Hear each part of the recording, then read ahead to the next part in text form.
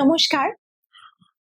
পশ্চিমবঙ্গ উচ্চ মাধ্যমিক শিক্ষা সংসদ আয়োজিত টিউটোরিয়াল ক্লাসে সকলকে স্বাগত জানাই। শুরু করছি হিউম্যান ডেভেলপমেন্ট অ্যান্ড রিসোর্স ম্যানেজমেন্টের 4th সেমিস্টারের আজকে টিউটোরিয়াল ক্লাস। বড়দের প্রণাম এবং আমার প্রিয় ছাত্রছাত্রীদের অনেক ভালোবাসা দিয়ে আজকের এই টিউটোরিয়াল ক্লাস আরম্ভ করছি। প্রথমে আমরা দেখে নেব আমাদের 4th সেমিস্টারের কোয়েশ্চেন প্যাটার্ন। 4th সেমিস্টারে আছে unit 5 nutrition and family for family and community. এই ইউনিটের মার্কস হচ্ছে 10। Question type SAQ type 1, SAQ type 2, দু টাইপের এসএকিউ হবে। এখানে টাইপ 1 মানে 2 মার্কস, টাইপ 2 মানে 3 মার্কস। 2 মার্কসের থাকবে দুটো কোয়েশ্চেন, যার মধ্যে একটা কোয়েশ্চেন আমাদের করতে হবে, আর 3 মার্কসের থাকবে দুটো কোয়েশ্চেন, দুটো অপশন, যার মধ্যে 1 মার্কস একটা কোয়েশ্চেন করতে হবে। ডেসক্রিপটিভ থাকছে 5 মার্কসের, এখানেও দুটো অপশন, একটা করতে হবে। তো টোটাল হয়ে গেল এখানে 10 মার্কস।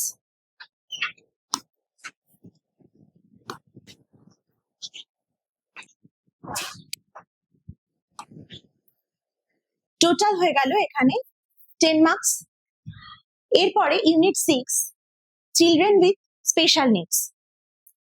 এখানে ইউনিট মার্কস হচ্ছে 8। এখানে থাকছে এসএকিউ টাইপ 1 2 মার্কসের, ডেসক্রিপটিভ 6 মার্কসের। তো প্রত্যেকটা ক্ষেত্রেই ডাবল অপশন থাকছে, অর্থাৎ দুটোর মধ্যে একটা করতে হবে, এখানেও দুটোর মধ্যে একটা করতে হবে। তো টোটাল হয়ে গেল 8 মার্কস। পরের ইউনিট 7, ইউনিট 7 এর ইউনিট মার্কস থাকছে 7 এবং এখানে এসএকিউ টাইপ 1 এসএকিউ টাইপ 2 দুটোই থাকছে, আর এসএকিউ টাইপ 1 এ দুটো কোয়েশ্চেন থাকছে, যার মধ্যে 4টে অপশন থাকবে, 4টে অপশনের মধ্যে দুটো করতে হবে। আর 3 মার্কসের দুটো অপশন থাকছে, দুটোর মধ্যে একটা করতে হবে। তো হয়ে গেল এখানে 7 মার্কস। এরপরে ইউনিট 8, ইউনিট 8 এর অ্যালোটেড মার্কস হচ্ছে 8। এখানেও এসএকিউ টাইপ 1 আর ডেসক্রিপটিভ থাকছে 2 আর 6, ডাবল অপশন থাকছে, তো এখানে হয়ে গেল 8। আর ইউনিট 9 এ শুধুমাত্র কিন্তু একটাই 2 নম্বরের কোয়েশ্চেন হবে, দুটো অপশন থাকবে, একটা করতে হবে। তো এখানে তাহলে 2 মার্কস। এরপরে আমরা চলে যাব সরাসরি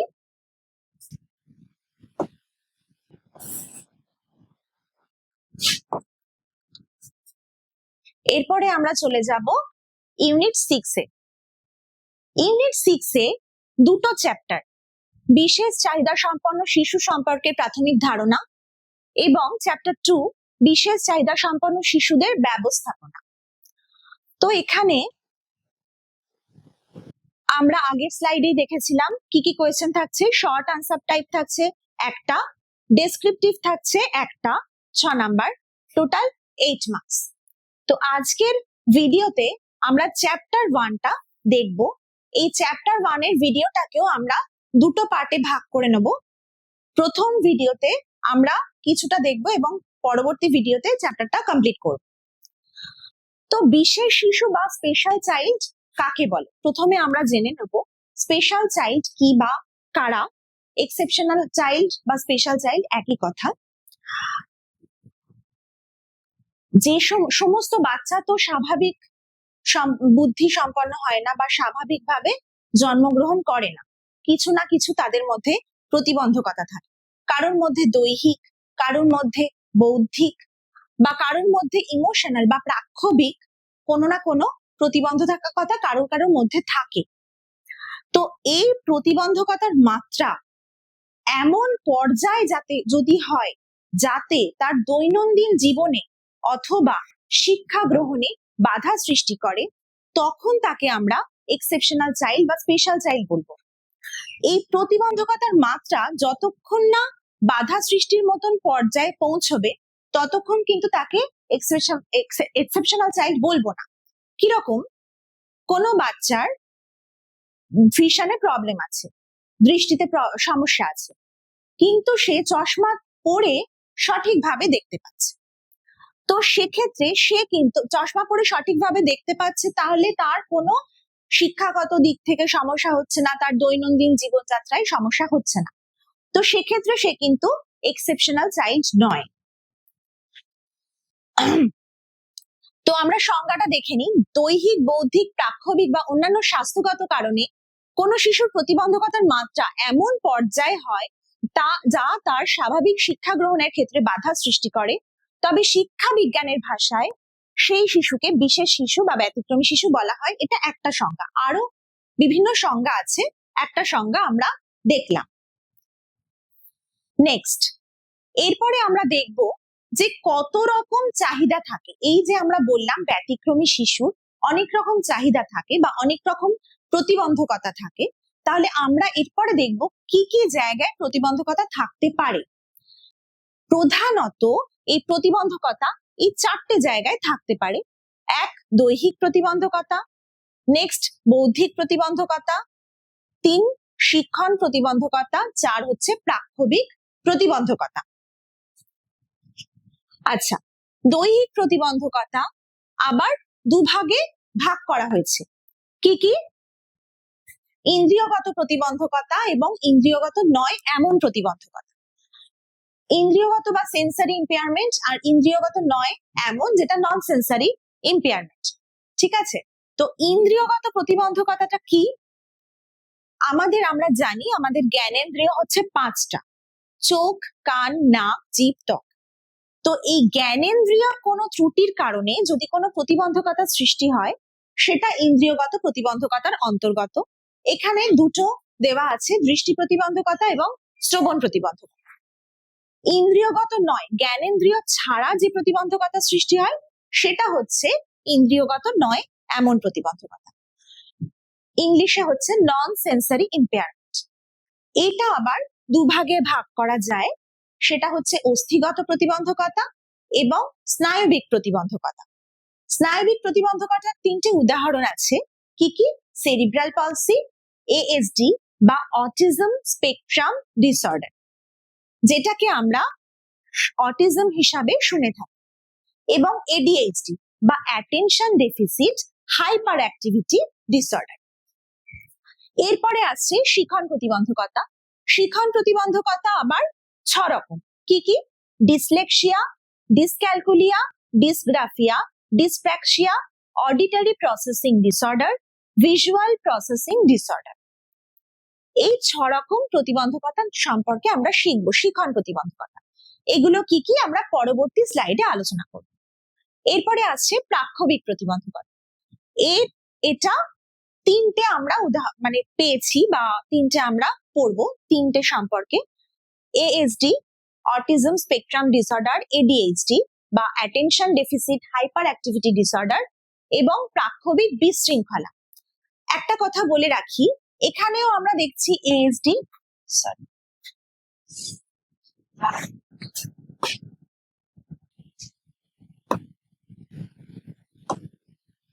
এখানেও আমরা দেখছি এএসডি, এডিএইচডি, আবার এখানেও আমরা কিন্তু এই দুটোকে দেখতে পাচ্ছি। কেন দু জায়গায় আছে?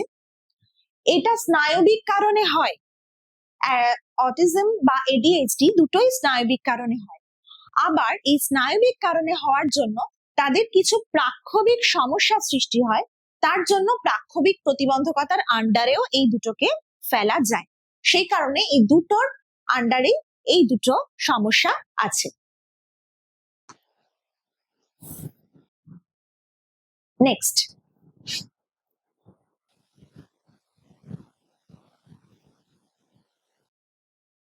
এরপরে আমরা দেখব ব্যতিক্রমী শিশু কত রকম।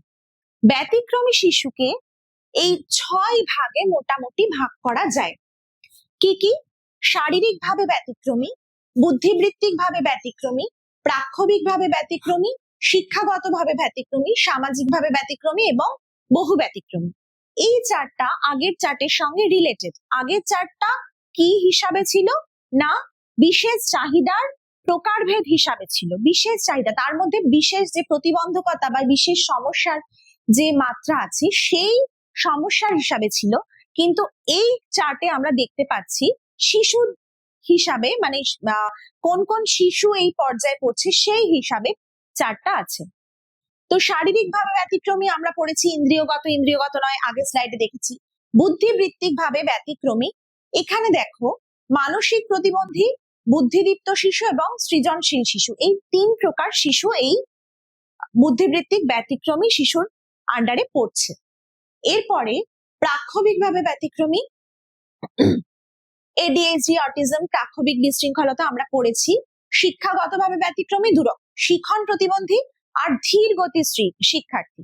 শিখন প্রতিবন্ধীরা কিন্তু মানে সবসময় যে একদম শিক্ষার্থীরা কিছু পারছে না তা নয়, কোনো কোনো শিক্ষার্থী আবার ধীরে ধীরে চলে, তাদের বলা হয় স্লো লার্নার বা ধীর গতির শিক্ষার্থী। এরপরে সামাজিক ভাবে ব্যতিক্রমী, এটা আমরা একটু নতুন দেখছি এই ভাগটা। আগেকার কনসেপ্টে এই সামাজিক ভাবে ব্যতিক্রমী হিসাবে পার্টটা ছিল না, এখন মডার্ন কনসেপ্টে সামাজিক ভাবে ব্যতিক্রমী শিশুদেরও স্পেশাল চিলড্রেনদের আন্ডারে ফেলা হয়। কেন? এই যে তার আন্ডারে আছে সুবিধাবঞ্চিত শিশু এবং অপরাধ প্রবণ শিশু। তো এই দুটো এখন বর্তমান শিক্ষার ব্যবস্থায় এটা সামাজিক ভাবে ব্যতিক্রমী শিশুদের, এখানে ব্যতিক্রমী শিশুদের আন্ডারে ফেলা হচ্ছে। এরপরে হচ্ছে বহু ব্যতিক্রমী, মানে একসঙ্গে যদি বিভিন্ন জায়গায় প্রতিবন্ধকতা থাকে তখন সে বহু ব্যতিক্রমী, মাল্টি এক্সেপশনাল, মানে একসঙ্গে বিভিন্ন জায়গায় তার সমস্যা। পরবর্তী স্লাইডে চলে যাই। এরপরে আমরা সরাসরি চলে আসছি দৈহিক প্রতিবন্ধকতা। আমরা আগেই দেখেছি দৈহিক প্রতিবন্ধকতা 2 প্রকার, কি কি? ইন্দ্রিয়গত প্রতিবন্ধকতা এবং ইন্দ্রিয়গত নয় এমন প্রতিবন্ধকতা। এবার ইন্দ্রিয়গত প্রতিবন্ধকতায় আমরা আসছি। এটি আবার দুভাগে ভাগ করা যায় বা দুটো উদাহরণ দেওয়া আছে, দৃষ্টি প্রতিবন্ধকতা এবং শ্রবণ প্রতিবন্ধকতা। দৃষ্টি প্রতিবন্ধকতা আমরা এবার পড়ব। অন্ধত্ব আর ক্ষীণ দৃষ্টিশক্তি হচ্ছে দৃষ্টি প্রতিবন্ধকতার 2 রকম, হচ্ছে অন্ধত্ব আর ক্ষীণ দৃষ্টিশক্তি। অন্ধত্বের কি আছে? অন্ধত্বের সংজ্ঞা অনেক রকম ভাবে সংজ্ঞা দেওয়া হয় অন্ধত্বের। একটা হচ্ছে আইনগত সংজ্ঞা, তারপরে সামাজিক সংজ্ঞা, তারপরে হচ্ছে শিক্ষাগত সংজ্ঞা। এই 3টে সংজ্ঞাই আমাদের পড়তে হবে। এখানে দেখো আমি সংজ্ঞাগুলো পড়ছি, তাহলে বুঝতে পারবে। আইনগত ভাবে অন্ধ ব্যক্তি তারা যাদের দৃষ্টি তীক্ষ্ণতা সর্বোত্তম সংশোধনের পর অপেক্ষাকৃত উন্নততর চোখে 6/60 ফুট এককে 20/200 বা তার থেকে কম, অথবা দৃষ্টিক্ষেত্র 20 ডিগ্রি বা তার থেকে কম। এখানে কয়েকটা টার্ম আমরা নতুন দেখছি। কি কি টার্ম? একটা হচ্ছে দৃষ্টি তীক্ষ্ণতা,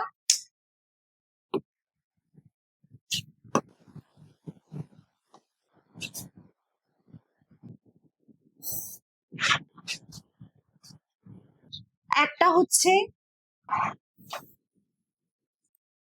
সর্বোত্তম সংশোধন, একটা হচ্ছে উন্নততর চোখ, আর 6/60, 3/60, 6/60 বা 3/60 বলতে কাকে বলছি? তো এই টার্মগুলো আমরা জানবো। ক্ষীণ দৃষ্টিশক্তিতেও একই টার্ম ইউজ করা হয়েছে। কি কি? ক্ষীণ দৃষ্টিসম্পন্ন ব্যক্তি তারা যাদের দৃষ্টি তীক্ষ্ণতার সর্বোত্তম সংশোধনের পর উন্নত চোখে 6/18 ফুট এককে 20/70 বা তার থেকে কম, অথবা দৃষ্টিক্ষেত্র 20 ডিগ্রি বা তার থেকে কম হতে পারে। তো এই টার্মগুলো আমরা একটু দেখব। চলে যাচ্ছি পরবর্তী স্লাইডে, পরে আমরা অন্ধত্বের শিক্ষাগত সংজ্ঞায় আসছি।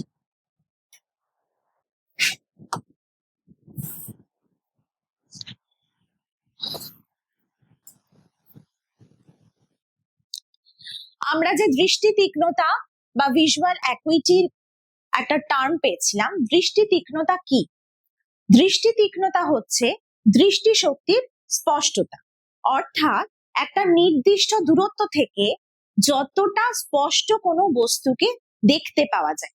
একজন নর্মাল ব্যক্তির বা স্বাভাবিক দৃষ্টি সম্পন্ন ব্যক্তির দৃষ্টি তীক্ষ্ণতা হয় 6/6, যেটা একটা ডাক্তারি টার্ম, এটা অ্যাকচুয়ালি মিটার এককে হয়। তো অন্ধ ব্যক্তির দৃষ্টি তীক্ষ্ণতা 6/60 কেন বলা হচ্ছে বা কি হিসাবে বলা হচ্ছে, অর্থাৎ 60 মিটার দূরত্ব থেকে একজন স্বাভাবিক দৃষ্টি সম্পন্ন ব্যক্তি যে বস্তুটা স্পষ্ট দেখতে পায়, সেই বস্তুটাই একজন ব্যক্তি যিনি 6 মিটার দূরত্ব থেকে দেখতে পান অথবা 6 মিটার দূরত্ব থেকেও দেখতে পান না, তাকে কিন্তু অন্ধ ব্যক্তি হিসাবে কনসিডার করা হচ্ছে।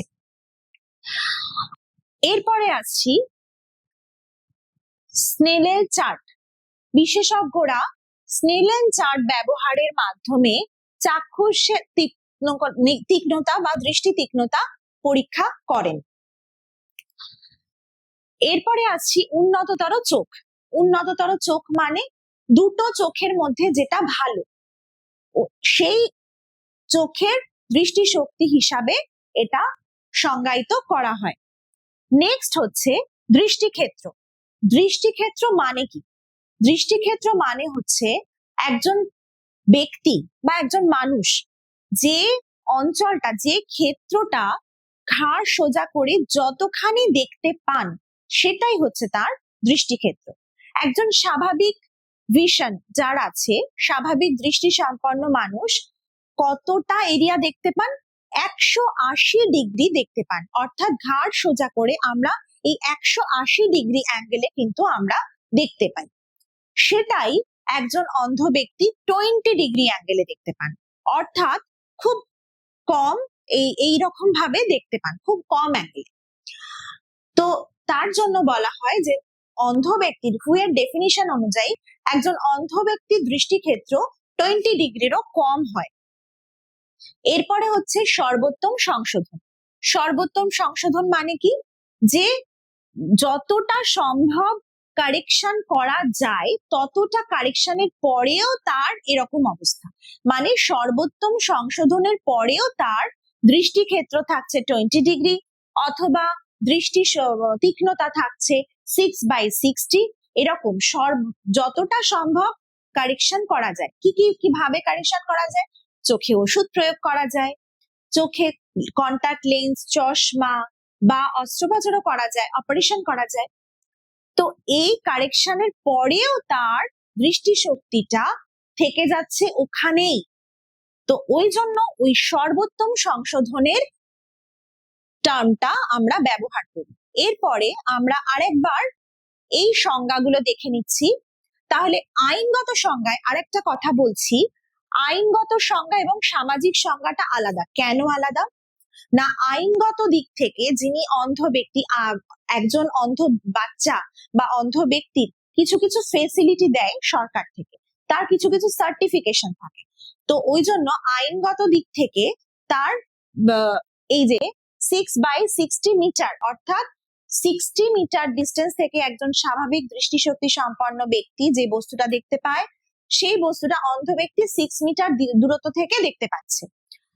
সেটা হচ্ছে আইনগতভাবে তিনি অন্ধ, কিন্তু সামাজিকভাবে সেই 6টা নেমে আসছে 3 মিটারে, অর্থাৎ সেই সামাজিকভাবে অন্ধ ব্যক্তি তারা যারা 6 মিটার না 3 মিটার ডিস্টেন্স থেকে সেই বস্তুটা দেখতে পাচ্ছে। শুধু সামাজিক আর আইনগত সংজ্ঞার মধ্যে এইটুকু ডিফারেন্স। এরপরে হচ্ছে অন্ধত্বের শিক্ষাগত সংজ্ঞা।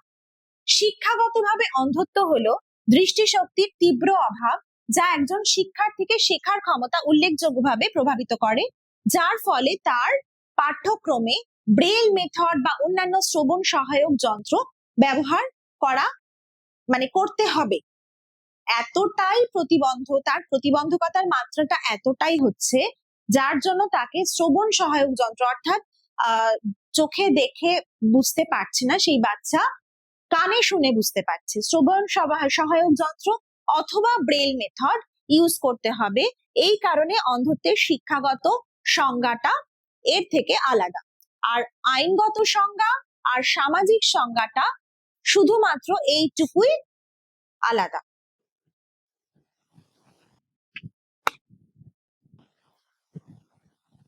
তাহলে আশা করি বোঝা গেল যে আইনগত সংজ্ঞা আর সামাজিক সংজ্ঞার মধ্যে পার্থক্য কি এবং শিক্ষাগত সংজ্ঞাটাও বোঝা গেল।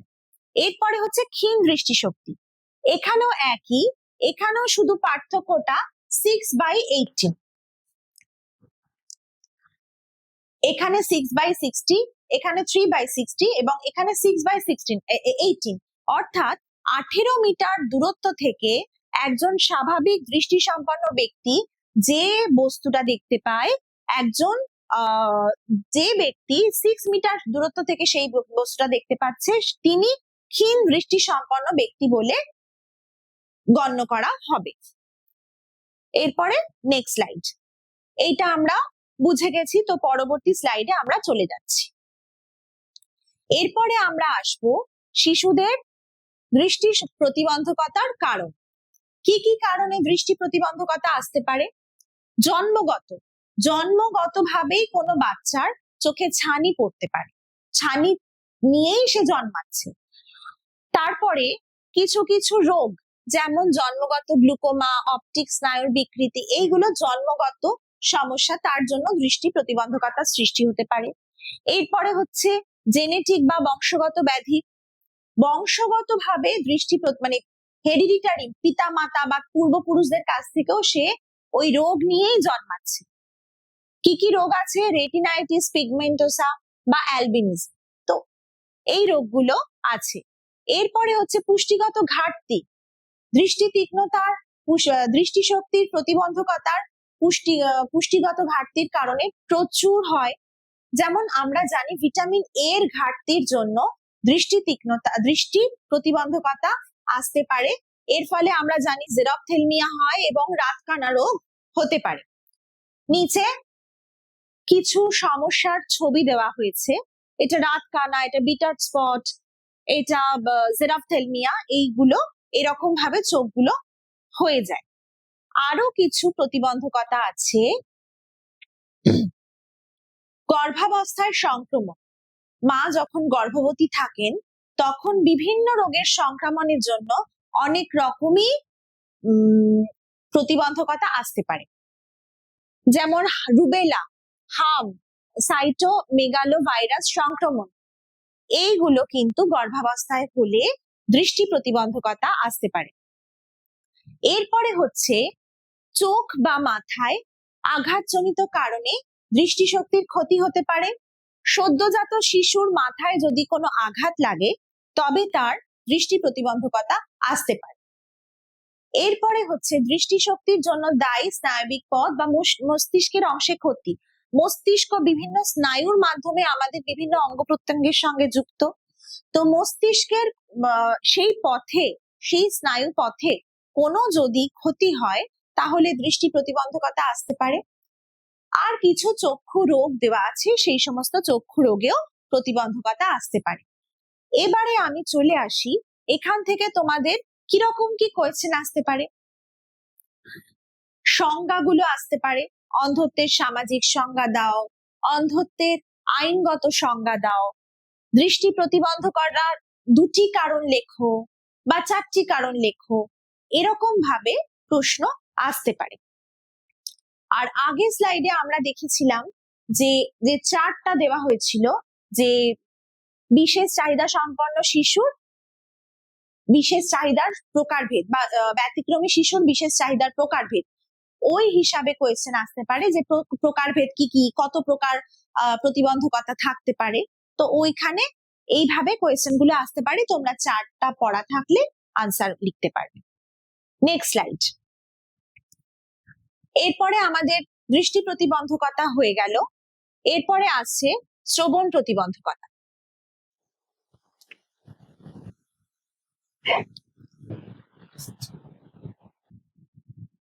শ্রবণ প্রতিবন্ধকতা কি?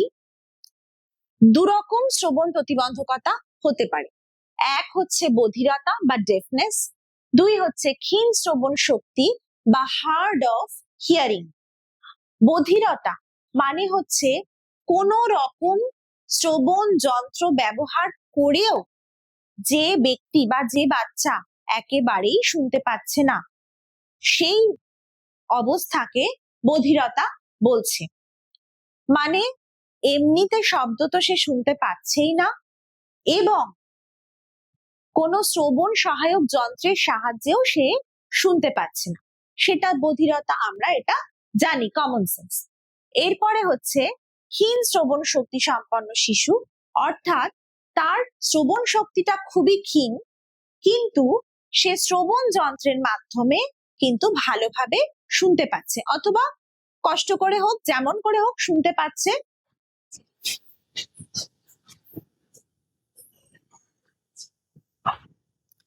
নেক্সট আমরা বলছি শ্রবণ প্রতিবন্ধকতার কারণ। কি কি কারণ? একটা হচ্ছে বংশগত কারণ। আমরা জানি অনেক ক্ষেত্রেই পিতা মাতা যদি বধির হন তাহলে শিশু কিন্তু বধির হতে পারে। গর্ভাবস্থায় সংক্রমণ, আগে স্লাইডেই আমরা দেখেছিলাম যে গর্ভাবস্থায় যে কোনো সংক্রমণের জন্যই কিন্তু বধিরতা আসতে পারে। এরপরে হচ্ছে শৈশবে কিছু কিছু রোগ সংক্রমণের ফলে মধ্যকর্ণে ক্ষতি হয় বা কানের বিভিন্ন লেয়ারে ক্ষতি হয়, তার জন্য শ্রবণ প্রতিবন্ধকতা আসতে পারে। তারপরে হচ্ছে মেনিনজাইটিস। এই রোগে মস্তিষ্কে ব্যাকটেরিয়ার সংক্রমণ হয় মাথায়। আমরা সবাই জানি মস্তিষ্কই কিন্তু সব কিছু নিয়ন্ত্রণ করে। তো মাথার কোনো ক্ষতি হলে, অথবা যে স্নায়ু পথে আমাদের সিগন্যাল গুলো যাচ্ছে, সেই স্নায়ু পথে কোনো ক্ষতি হলে কিন্তু অনেক কিছুই প্রতিবন্ধকতা আসতে পারে। তারপরে একটা নতুন টার্ম আমরা দেখব, সেটা হচ্ছে ওটাইটিস মিডিয়া। ওটাইটিস মিডিয়া কি না, মধ্যকর্ণে, আমাদের কানের কিন্তু তিনটে লেয়ার, বহিঃকর্ণ, মধ্যকর্ণ এবং অন্তঃকর্ণ। মধ্যকর্ণে ব্যাকটেরিয়া বা ভাইরাসের আক্রমণ হলে তরল বা প্রদাহ হয়, অর্থাৎ ইনফেকশন হয়ে যায়, তরল জমা হয়। এই অবস্থাকে ওটাইটিস মিডিয়া বলে। এটা একটা নতুন টার্ম আমরা শিখলাম। তার জন্য শ্রবণ প্রতিবন্ধকতা হতে পারে। এরপরে হচ্ছে অতিরিক্ত শব্দের সংস্পর্শ। অতিরিক্ত শব্দের সংস্পর্শ আমরা জানি যে কোনো বাচ্চা জন্মের পরে যদি অতিরিক্ত শব্দের সংস্পর্শে আসে তাহলে কিন্তু তার শ্রবণ প্রতিবন্ধকতা হতে পারে।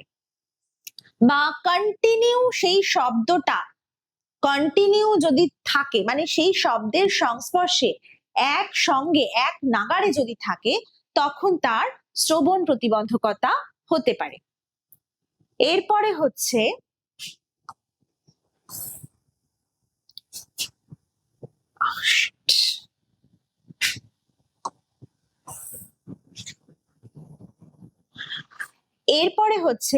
বাহ্যিক আঘাত। বাহ্যিক আঘাতের কারণে যদি মাথায় রক্তক্ষরণ হয়, হঠাৎ করে লেগে গেল ছোট বাচ্চার, তো মাথায় যদি রক্তক্ষরণ হয় তখন কিন্তু শ্রবণ স্নায়ু ক্ষতিগ্রস্ত হয় এবং শ্রবণ প্রতিবন্ধকতা আসতে পারে।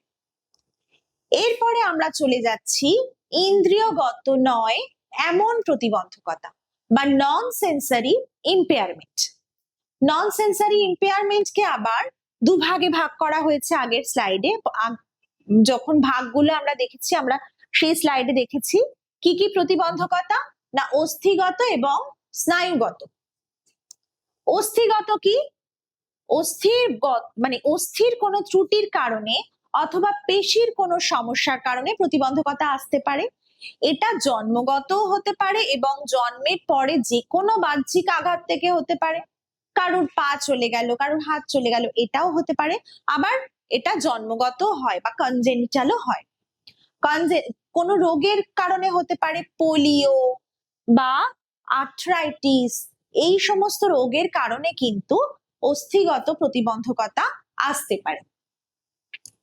এরপরে হচ্ছে স্নায়বিক প্রতিবন্ধকতা। স্নায়বিক প্রতিবন্ধকতা মানে কি, স্নায়ুতন্ত্রের কোনো সমস্যা।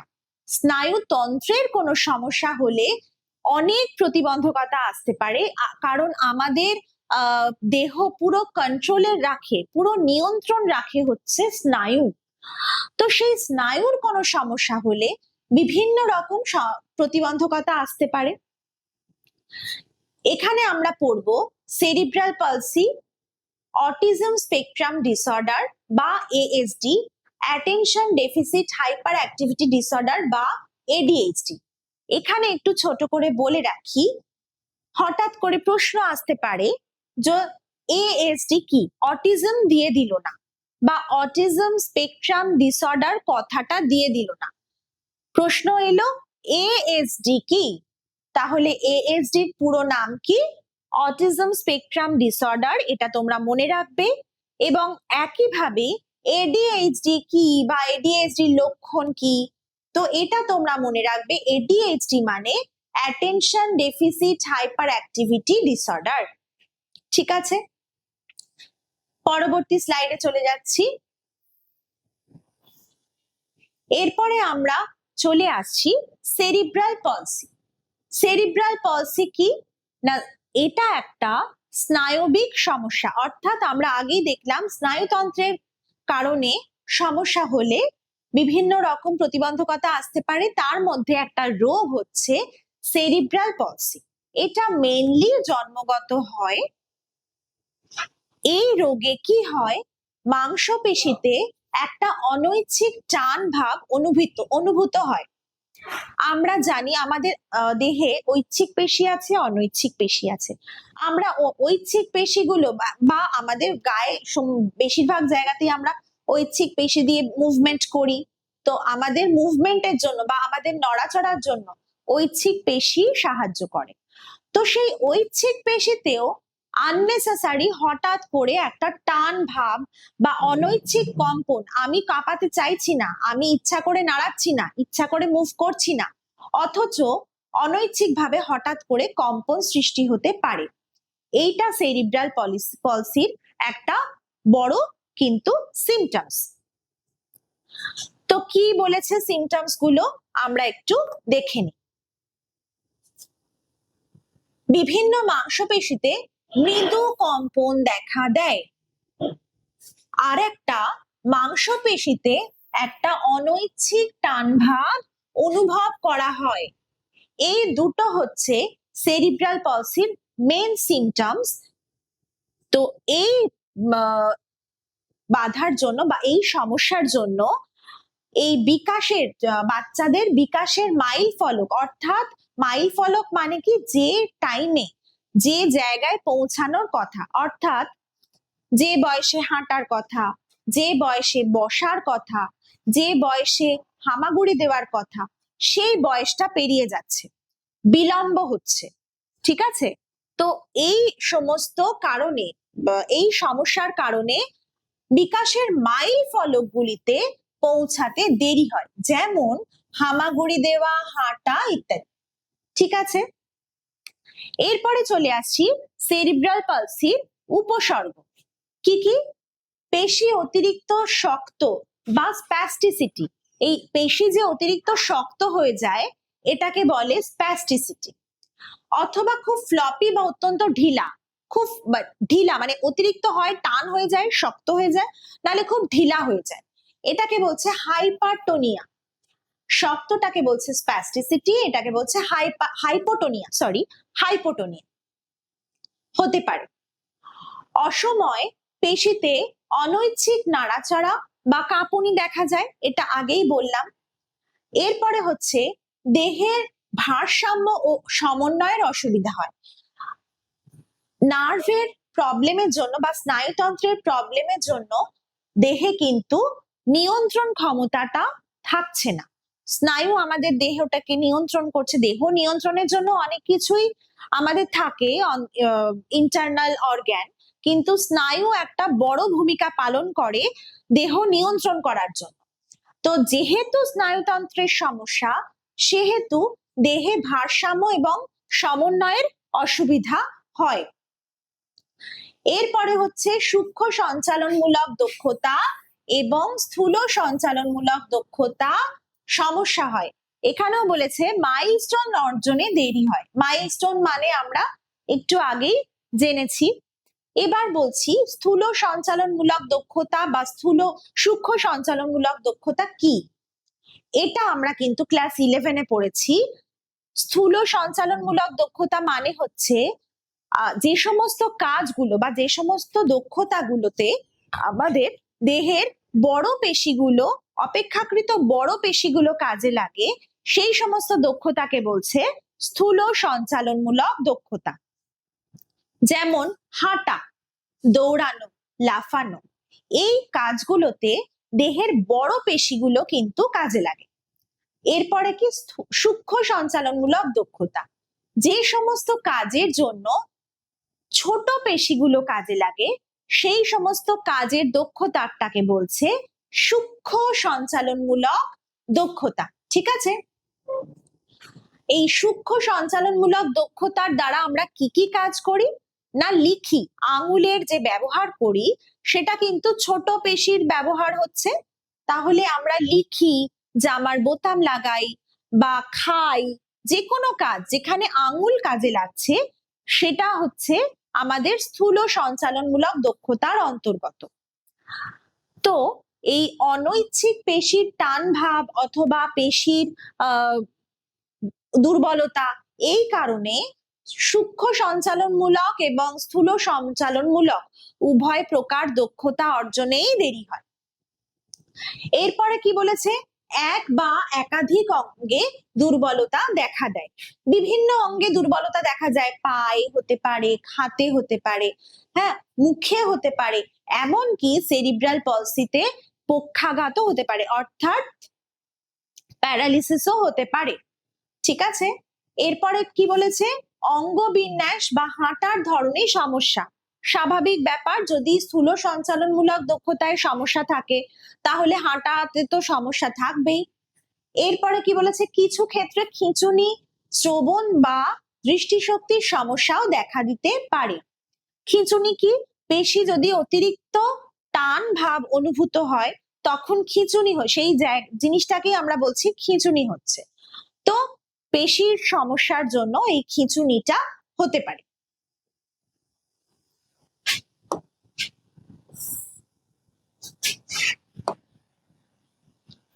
পরবর্তী স্লাইডে চলে যাচ্ছি।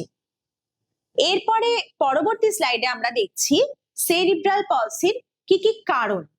সেরিব্রাল পলসির কারণগুলোকে মোটামুটি 3 ভাগে ভাগ করা যায়। কি কি, জন্মের আগে, জন্মের সময় এবং জন্মের পরে। জন্মের আগে কি, মিউটেশন, জিনের পরিবর্তনের জন্য সমস্যা হতে পারে। গর্ভাবস্থায় বিভিন্ন সংক্রমণের জন্য সমস্যা হতে পারে, সেটা তো আগেই বলেছি। সেরিব্রাল পলসিও গর্ভাবস্থায় সংক্রমণের জন্য হতে পারে। ইন্ট্রা ইউটেরাইন স্ট্রোক, গর্ভের ভেতরে স্ট্রোক হলে, অর্থাৎ শিশু যখন গর্ভস্থ থাকে সেই অবস্থাতেই যদি কোনো কারণবশত, কোনো সমস্যাবশত শিশুর স্ট্রোক হয় তাহলে কিন্তু এই রোগ নিয়ে জন্মগ্রহণ করতে পারে। আর একটা কি, গর্ভাবস্থায় বিভিন্ন জটিলতা দেখা দেয়, যেমন ভ্রূণের অক্সিজেনের অভাব, মায়ের কোনো সমস্যা, মায়ের কোনো রোগ, কোনো বিষাক্ত ওষুধের সাইড এফেক্ট, এই সমস্ত কারণে কিন্তু সেরিব্রাল পলসি হতে পারে। জন্মের সময়তেও অক্সিজেনের অভাব হতে পারে। প্রসবের সময় শিশুর মাথায় যদি অক্সিজেনের অভাব হয় তখন সেরিব্রাল পলসি হয়। স্ট্রোক, জন্মের আগেও যেরকম স্ট্রোক হতে পারে জন্মের সময়তেও হতে পারে। জটিল প্রসব, অতিরিক্ত জটিল, যদি ডেলিভারির সময় যদি অতিরিক্ত জটিলতা দেখা দেয় তখন তার বাচ্চার এই রোগটা হতে পারে। এরপরে হচ্ছে জন্মের পরে, জন্মের পরেও শিশুর নানান ধরনের রোগ আসতে পারে, সেই জন্য সেরিব্রাল পলসি হতে পারে। তীব্র জন্ডিস হতে পারে, তার জন্য সমস্যা হতে পারে। অথবা মাথায় আঘাত লাগলে, আমরা জানি ছোট বাচ্চার মাথায় আঘাত লাগা মানে খুব একটা খারাপ ব্যাপার, মারাত্মক ব্যাপার, বিভিন্ন রকমের রোগ এই মাথায় আঘাতের কারণে হতে পারে।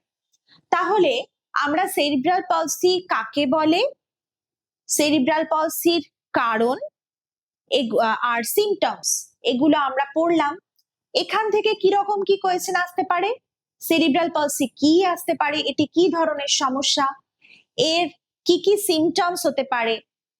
দিল যে সেরিব্রাল পলসির দুটি লক্ষণ লেখো, বা সেরিব্রাল পলসির 4টি লক্ষণ লেখো, অথবা এতগুলো কারণ দেওয়া আছে, এতগুলো কারণ সাধারণত কোয়েশ্চেনে না আসারই কথা, বললো দুটি কারণ লেখো অথবা চারটি কারণ লেখো, কোয়েশ্চেন জুড়ে দিল সেরিব্রাল পলসি কি, এর চারটি কারণ লেখো, বা সেরিব্রাল পলসির দুটি সিমটমস লেখো, এর দুটি কারণ লেখো, এরকম ভাবে কোয়েশ্চেন আসতে পারে।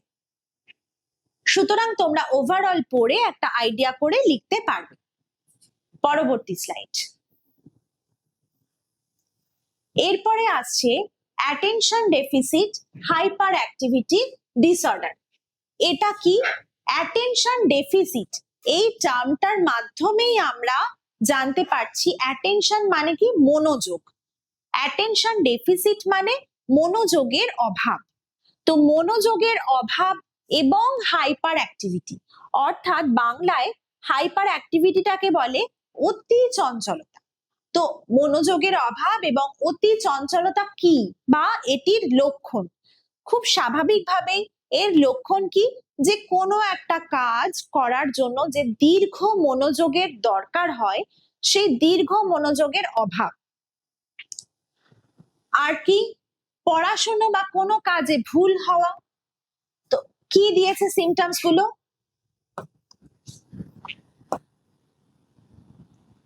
কাজের বিস্তারিত অংশে মনোযোগ দিতে বা মনোযোগ ধরে রাখতে অসুবিধা হওয়া। নামটা থেকেই দেখতে পাচ্ছি যে কাজে মনোযোগ দেওয়ার অসুবিধা। তারপরে পড়াশোনা বা অন্যান্য কাজে ভুল করা। মনোযোগের অভাব থাকলেই পড়াশোনায় ভুল হবে, এটা খুব স্বাভাবিক একটা লক্ষণ। কাজ ও কার্যক্রম সংগঠিত রাখতে অসুবিধা হওয়া, যে কোনো কাজ একটা অর্গানাইজড ওয়েতে করার জন্য অসুবিধা হতে পারে যেহেতু তার মনোযোগটাই নেই। এরপরে হচ্ছে দীর্ঘ সময় ধরে মানসিক মনোযোগের প্রয়োজন এমন কাজ এড়িয়ে যায়। তো মনোযোগের অভাব দিলেই সে ওই কাজটা অ্যাভয়েড করার চেষ্টা করবে যে অনেকটা মনোযোগ দিতে হবে, সুতরাং আমি বাবা এই কাজটা করব না। এটা হয়ে গেল। তারপরে কাজ বা কার্যক্রমের জন্য প্রয়োজনীয় জিনিসপত্র বারবার হারিয়ে ফেলা। মনোযোগের যদি অভাব হয় তাহলে সে মনে রাখতে পারবে না যে আমি এই জিনিসটা কোথায় রেখেছি, তাহলে বারবার সে হারিয়ে ফেলবে। খুব সহজে মনোযোগ অন্যদিকে সরে যাওয়া, একটা পড়া করতে করতে হঠাৎ করে অন্য চিন্তা মাথায় এসে গেল, এটা বাচ্চাদের হয়ে থাকে, কিন্তু যদি এটার মাত্রা অতিরিক্ত তীব্র আকার ধারণ করে তখন কিন্তু সেটা সমস্যা, তখন তাকে আমরা অ্যাটেনশন ডেফিসিট বলতে পারি। দৈনন্দিন কাজকর্মে ভুলে যাওয়া, যে কোনো দৈনন্দিন কাজ সে ভুলে যাচ্ছে, মনোযোগ নেই, এটার পরে কি করব আমি ভুলে গেলাম, আমি রুটিন ফলো করতে ভুলে যাচ্ছি। এরপরে আসছে অতি চঞ্চলতার লক্ষণ। অতি চঞ্চলতা মানেই আমরা বুঝি যে সে অত্যন্ত, বাচ্চা যদি অত্যন্ত অস্থির থাকে, বাচ্চারা কিন্তু চঞ্চলই হয়, কিন্তু সেই চঞ্চলতার মাত্রা যদি অতিরিক্ত পরিমাণে হয় তখন তাকে আমরা সেটাকে বলছি হাইপার অ্যাক্টিভিটি। তো এর সিমটমস গুলো কি কি? না, অস্থির ভাবে নড়াচড়া করা, হাত পা নাড়ানো বা টোকা মারা, সব সময় হাত পা নাড়ছে বা কিছু না কিছু টোকা মারার চেষ্টা করছে, প্রয়োজনীয় পরিস্থিতিতে বসে থাকতে কষ্ট হওয়া, যখন তার বসে থাকা উচিত তখন সে বসে থাকতে পারছে না, কেমন একটা অস্থির অস্থির ভাব, মনে হচ্ছে যে এরপরে আমি কিছু একটা করব, কিছু আমার করার নেই, বসে থাকতে ও চাইছে না। সব সময় ব্যস্ত থাকা বা চলাফেরা করতে থাকা, অলওয়েজ সে বিজি এবং সব সময় চলাফেরা করছে, এক মিনিটও স্থির হয়ে বসে থাকছে না। অতিরিক্ত কথা বলা, যে কোনো টাইমে অতিরিক্ত অপ্রয়োজনীয় কথা বলছে। আর শান্তভাবে খেলা বা কাজ করতে অসুবিধা হওয়া, শান্তভাবে ও খেলা করতে পারছে না।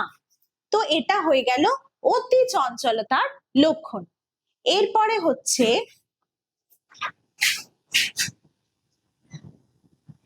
আকস্মিক আচরণের লক্ষণ কি? প্রশ্ন শেষ হওয়ার আগেই উত্তর বলে দিচ্ছে, প্রশ্নটাকে ভালো করে বুঝছে না, তার আগেই উত্তর বলে দিচ্ছে। তারপরে কি? কথোপকথন, খেলা বা কার্যক্রমে বাধা দেওয়া, কোনো বড়রা কোনো কথা বলছে সেই কাজটাকে সে হতে দিচ্ছে না, ঠিক আছে, সেই কাজটাকে ও বাধা দেওয়ার চেষ্টা করছে। নিজের পালা অপেক্ষা করতে অসুবিধা হওয়া, কোনো কিছু খেলছে বা কোনো কাজ করছে, ওর টার্নটা পর্যন্ত ও ওয়েট করছে না, ওর টার্ন আসার আগেই ও এগিয়ে যাচ্ছে। ঠিক আছে, এটাকেই বলছে নিজের পালা অপেক্ষা করতে অসুবিধা হওয়া। অপ্রয়োজনীয় ঝুঁকি নেওয়া, অতিরিক্ত ঝুঁকি, এই যে ছাদের পাঁচিলে উঠে গেল বা অতিরিক্ত ঝুঁকি সম্পন্ন কাজ করছে, যেটাতে যে তার আঘাত লাগবে জেনেও সে কিন্তু সেই ঝুঁকিটা নিচ্ছে, মানে ওটাতে ডোন্ট কেয়ার ভাব, দেয়ালে উঠছে, অস্বাভাবিক আচরণ করছে, যে কোনো অতিরিক্ত ঝুঁকি সম্পন্ন কাজ করছে। প্রলোভন বা আকর্ষণ প্রতিরোধে কষ্ট হওয়া, কোনো কিছু অতিরিক্ত মানে অতিরিক্ত আকর্ষণটা, কোনো একটা ভালো জিনিস দেখলো, কোনো ভালো বই দেখলো, কোনো ভালো খেলনা দেখলো, সেইটাকে সঙ্গে সঙ্গে সে নিতে চাইছে। একটা বয়সের পরে ছোট বাচ্চারা নতুন জিনিস দেখলে নিতে চায়, কিন্তু একটা সময় পরে সেই জিনিসটার ওপর বা সেই স্বভাবটার ওপর কন্ট্রোল অটোমেটিক্যালি চলে আসে। কিন্তু যখন সেই বাচ্চাটা কন্ট্রোল করতে পারছে না, সেই আকর্ষণটা কন্ট্রোল করতে পারছে না, সেটা কিন্তু একটা সমস্যা বা সেটা কিন্তু নর্মাল নয়। তো প্রলোভন বা আকর্ষণ প্রতিরোধে কষ্ট হওয়া, এইগুলো সিমটমস। তাহলে এখান থেকে আসতে পারে এডিএইচডির দুটি লক্ষণ লেখো আসতে পারে, চারটি লক্ষণ লেখো আসতে পারে, অথবা লক্ষণগুলি লেখো, এত বড় হয়তো কোয়েশ্চেন আসবে না। তো এই লক্ষণগুলো আশা করি খুবই ইজি, পড়তে অতটা অসুবিধা হবে না। অমনোযোগিতার দুটি লক্ষণ লেখো, এরকমও আসতে পারে, বা উল্লেখ করে আসতে পারে। আকস্মিক আচরণের লক্ষণ, অতি চঞ্চলতার লক্ষণ, অন্য লক্ষণগুলো উল্লেখ করে আসতে পারে। তাহলে আমরা বুঝে গেলাম এখান থেকে কিরকম কি কোয়েশ্চেন আসতে পারে। পরবর্তী স্লাইড। এরপরে চলে আসছি আমরা অটিজম। অটিজম কি না, এটাও একটা নিউরো ডেভেলপমেন্টাল ডিসঅর্ডার বা স্নায়ুতন্ত্রের সমস্যা। শিশুরা অটিজমে কিন্তু জন্মগতভাবেই আক্রান্ত হয়। অটিজমে 3 ধরনের অসুবিধা। কি কি? আবেগ প্রকাশে অসুবিধা, সমাজে অন্যান্যদের সঙ্গে ভাব বিনিময় অসুবিধা এবং পুনরাবৃত্তিমূলক আচরণ দেখা দেয়। আবেগ প্রকাশ মানে কোনো একটা বাচ্চা, তার কোনো সমস্যা হচ্ছে, তার কোনো দুঃখ পেয়েছে বা সে আনন্দ পাচ্ছে, কিন্তু সেটা প্রকাশ করে না, বা আবেগটা ওর হয়ই না, কোনো দুঃখ, কোনো হাসি অকারণে তার হয়ে যায়, কোনো অকারণে হেসে ফেলছে বাচ্চা, কিন্তু আবার তার আবেগটা আসছেও না, এরকমও হয়। সমাজের অন্যান্যদের সঙ্গে ভাব বিনিময়, সমাজে অন্য মানুষদের সঙ্গে মিশতে পারছে না, কথা বলতে পারছে না। পুনরাবৃত্তিমূলক আচরণ, একই আচরণ বারবার করতে পারে, যেমন দুলছে তো দুলেই যাচ্ছে, কোনো কিছু বলছে, কোনো কথা বলছে, ওটা কন্টিনিউ কথাটা বলে যাচ্ছে, বেঞ্চে টোকা মারছে, কন্টিনিউ টোকা মেরে যাচ্ছে। পুনরাবৃত্তিমূলক আচরণ এটাকেই বলছে। এদের কি কি উপসর্গ? সামাজিক মিথস্ক্রিয়ার সমস্যা, অন্যদের সঙ্গে কথা বলতে বা অন্যদের সঙ্গে ভাব বিনিময় করতে সমস্যা হচ্ছে। বেশি খুব প্রমিনেন্ট একটা সমস্যা অটিজমের বাচ্চাদের, সেটা হচ্ছে চোখে চোখ রেখে ওরা কথা বলতে পারে না। তাহলে অটিজমের সিমটমসের প্রথমেই তোমরা এই জায়গাটাকে হাইলাইট করতে পারো, চোখের দিকে তাকায় না ওরা, চোখে চোখ রেখে কথা বলতে ওদের অসুবিধা হয়। পুনরাবৃত্তিমূলক আচরণ, আগেই বললাম, হাত নাড়ানো, পা দোলানো, হ্যাঁ কন্টিনিউ করে যাচ্ছে, বারণ করলেও শোনে না, একই শব্দ বারবার উচ্চারণ করা বা একই কথা বারবার বলা, এইটা কিন্তু ওদের ভীষণ ভাবেই হয়। তাহলে অটিজমের কিন্তু এই দুটো মেন কিন্তু সিমটমস। ভাষা, তাহলে আমরা এইটা পড়লাম, ভাষা বিকাশে বিলম্ব, অর্থাৎ তাদের কথা বলতে শিখতে অনেকটা দেরি হয়। তাহলে এই তিনটে হয়ে গেল। এরপরে কি বলেছে, রুটিনের প্রতি অতিরিক্ত নির্ভরতা। তারা একটা নির্দিষ্ট রুটিন ফলো করে চলতে চায়, ওই রুটিনটা যদি বাইরে বেরিয়ে যায়, ওই রুটিনের বাইরে ওরা যাবে না। কোনো একটা নির্দিষ্ট দিনে ওদের কোথাও নিয়ে যাওয়া হয়, তো সেই নির্দিষ্ট দিনে যেই ওই নির্দিষ্ট দিনটা আসবে তখনই বলবে আমি যাব, মানে ওই রুটিনটা ও কিন্তু ফলো করবে। দৈনন্দিন রুটিনও, যে দৈনন্দিন কাজগুলো করতে ওরা অভ্যস্ত, সেই কাজটা না হলে তাদের কিন্তু সমস্যা হবে, ও হাইপার হয়ে যাবে, থাকতে পারবে না, কাঁদবে, হাইপার হবে। আচ্ছা, নির্দিষ্ট কোনো কাজে আগ্রহ বা বস্তুর প্রতি তীব্র মনোযোগ, কোনো একটা জিনিসের ওপর অতিরিক্ত ওর আকর্ষণ বা আগ্রহ সৃষ্টি হতে পারে। শব্দ, আলো, স্পর্শ, গন্ধের মতন সংবেদনশীল উদ্দীপকের প্রতি অতিরিক্ত সংবেদনশীলতা। ওদের অতিরিক্ত শব্দতে না ওরা থাকতে পারে না, অতিরিক্ত শব্দ, অতিরিক্ত আলো, হ্যাঁ, অতিরিক্ত লোকজনের ভিড়, এই পরিস্থিতিগুলো ওরা, এই পরিস্থিতিতে ওরা বেশিক্ষণ থাকতে পারে না, সেই জন্য এই পরিস্থিতিগুলো ওরা অ্যাভয়েড করে, মানিয়ে নিতে পারে না। আবেগ বুঝতে অসুবিধা, এটা বলেছি, আবেগ প্রকাশে অসুবিধা, আবেগ বুঝতে অসুবিধা, অন্যের আবেগটা বুঝতে অসুবিধা। মা আদর করছে, মায়ের আদরটাও নিতে পারছে না, মানে ও বুঝতেই পারছে না ওই যে অ্যাটাচমেন্টের ব্যাপারটা, অন্যের আবেগ, অন্য যে তোমাকে ভালোবাসছে সেই ভালোবাসাটা ও কিন্তু নিতে পারছে না, ও জানেই না, আবেগ ব্যাপারটা সম্পর্কে ওর একটু অসুবিধাই আছে। সমবয়সী শিশুদের সঙ্গে খেলা বা কল্পনা শক্তি নির্ভর কার্যকলাপে অংশ নিতে অসুবিধা। সমবয়সী শিশুদের সঙ্গে কখনোই খেলে না, ওদের তো সামাজিক মিথস্ক্রিয়াটাই সমস্যা, অন্যের সঙ্গে ভাব প্রকাশ বা অন্যের সঙ্গে ভাবের আদান প্রদান, এইগুলোতে ওদের সমস্যা থাকে, সুতরাং ওরা কিন্তু সমবয়সী শিশুদের সঙ্গে খেলতে পারে না। আমরা একটা কথা বলে দিই আমি, সেটা হচ্ছে যে কোনো প্রতিবন্ধকতার ক্ষেত্রেই কিন্তু সমস্ত রকম উপসর্গ দেখা দেয় না, কয়েকটা দেখা দেয়, এক বা একাধিক দেখা দেয়, অথবা সবগুলোই দেখা দেয়। এটা প্রতিবন্ধকতার তীব্রতা বা প্রতিবন্ধকতার মাত্রা অনুসারে এটা হয়।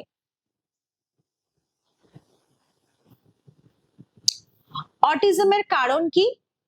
অটিজমের কারণ হচ্ছে বিভিন্ন, অটিজমের অ্যাকচুয়ালি কোনো কারণ নির্দিষ্ট করে বলা যায় না। অটিজমের মেন কারণ তাও যেটা ধারণা করা হয় যে এই কারণে অটিজম হতে পারে, জিনগত প্রভাব, নির্দিষ্ট কিছু জিনের জন্য অটিজম হতে পারে, বংশগতি, হেরিডিটারি রোগটা আসতে পারে। ভঙ্গুর এক্স সিনড্রোম, আমরা জানি আমাদের দেহে ক্রোমোজোম থাকে, এই এক্স ক্রোমোজোম এবং ওয়াই ক্রোমোজোম থাকে, এক্স ক্রোমোজোমটা ভেঙে ওয়াই ক্রোমোজোমের মতন দেখতে হয়ে যায়, এটা একটা বায়োলজিক্যাল ইন্টারনাল ব্যাপার, তো এই কারণে অটিজম গ্রো করতে পারে। মস্তিষ্কের বিকাশে পার্থক্য, যোগাযোগ ও সামাজিক মিথস্ক্রিয়ার সঙ্গে জড়িত মস্তিষ্কের কিছু অংশর পার্থক্য অটিজমে ভূমিকা রাখতে পারে, অর্থাৎ মস্তিষ্কের বিকাশের কিছু সমস্যার জন্য অটিজম হতে পারে। আমরা আগেই বলেছি মস্তিষ্ক হচ্ছে সমস্ত কিছু আমাদের নিয়ন্ত্রণ করে, তো মস্তিষ্কের নিয়ন্ত্রণের যদি কোনো সমস্যা হয়, মস্তিষ্কে যদি কোনো সমস্যা হয়, তাহলে যে কোনো রোগী আসতে পারে, তেমনি অটিজম। শিশুর পরিবেশগত কিছু কারণ থাকে, যেটা গর্ভাবস্থার সময় জটিলতা, গর্ভস্থ ভ্রূণের কোনো সমস্যা, গর্ভস্থ ভ্রূণের অক্সিজেনের সাপ্লাই এর অভাব, তারপরে গর্ভবতী মায়ের কিছু কিছু সংক্রমণ, জন্মের সময় পিতামাতার বেশি বয়স, এটা কিন্তু একটা বড় ফ্যাক্টর। আমরা জানি 20 বছর থেকে 35 বছর হচ্ছে গর্ভধারণের উপযুক্ত সময়, এই 20 বছরের পূর্বে কিংবা 35 বছরের পরে, বলা হয় 18 বছরের আগে কিংবা 40 বছরের পরে যদি মা গর্ভধারণ করে তাহলে গর্ভস্থ সন্তানের বিভিন্ন রকম সমস্যা আসতে পারে, আসবেই এমন নয়, আসতে পারে। তবে এখন মেডিকেল সায়েন্স অনেক উন্নত, তো এই সমস্যাগুলো অনেক ওভারকাম করা যায়। কিন্তু এটা একটা সমস্যা যে পিতা মাতার বয়সটা একটা ফ্যাক্টর। গর্ভাবস্থায় ড্রাগে আসক্তি, যদি গর্ভবতী মা অ্যালকোহল বা ড্রাগ নেন তাহলে কিন্তু বিভিন্ন রকম প্রতিবন্ধকতা আসতে পারে, তার মধ্যে অটিজম একটা। অন্যান্য কারণ, মস্তিষ্কে নিউরো ট্রান্সমিটার থাকে, এটার যদি ভারসাম্য না থাকে তাহলে অটিজম আসতে পারে। তাহলে এত কারণগুলো সবকটাই দেওয়া আছে, সবকটা মোটামুটি বেশিরভাগ কারণগুলোই দেওয়া আছে, সবকটা পড়ালাম। তার মধ্যে এই 2 থেকে 4টে কারণ তোমরা অবশ্যই মনে রাখবে। অটিজম কি, অটিজমের সিমটমস, এইগুলো আসবে। অটিজমের সাধারণ উপসর্গ, 2টি উপসর্গ লেখো দিল, 2টি কারণ লেখো দিল, বা 4টি কারণ লেখো দিল, এরকম টাইপের কোয়েশ্চেন হবে। তাহলে ওভারঅল পড়ে একটা আইডিয়া করে তোমরা অটিজমের কারণটা লিখতে পারবে। ঠিক আছে, তাহলে আজকে পার্ট 1 এই পর্যন্তই। পার্ট 2 এর ভিডিওটা আমরা পরবর্তী ভিডিওতে আমরা দেখব। Thank you.